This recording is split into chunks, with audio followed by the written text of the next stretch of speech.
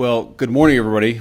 And let me say a couple of notes of appreciation. First of all, to the Prime Minister of Pakistan and to Field Marshal Munir, who were both incredible hosts. And whatever shortcomings in the negotiation, it wasn't because of the Pakistanis, who did an amazing job and really tried to help us and the Iranians bridge the gap and get to a deal. We have been at it now for 21 hours, and we've had a number of substantive discussions with the Iranians. That's the good news. The bad news is that we have not reached an agreement, and I think that's bad news for Iran much more than it's bad news for the United States of America. So we go back to the United States having not come to an agreement. We've made very clear what our red lines are, what things we're willing to accommodate them on, and what things we're not willing to accommodate them on. And we've made that as clear as we possibly could, and they have chosen not to accept our terms. Questions? Sir, Nick Robertson from CNN.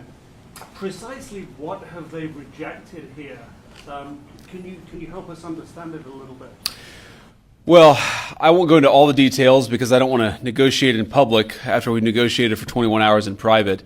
But the simple fact is that we need to see an affirmative commitment that they will not seek a nuclear weapon, and they will not seek the tools that would enable them to quickly achieve a nuclear weapon. That is the core goal of the President of the United States, and that's what we've tried to achieve through these negotiations. Again, their nuclear program, such as it is, the enrichment facilities that they had before, they've been destroyed.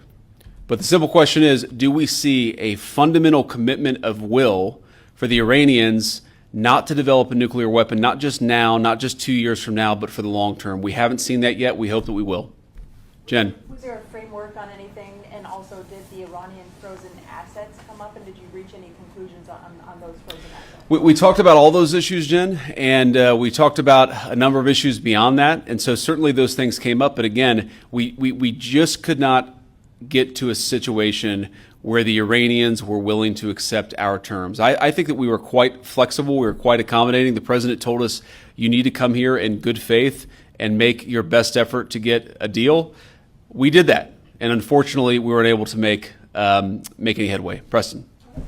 Mr. Vice President, how often did you communicate with President Trump throughout the negotiations? There were reports that there were multiple rounds where there were breaks in between negotiations. How often did you communicate with the president throughout those rounds, and what was he saying as you were going through these negotiations that you said fell short? Yeah, obviously we were talking to the president consistently. I don't know how many times we talked to him, a half dozen times, a dozen times over the past 21 hours.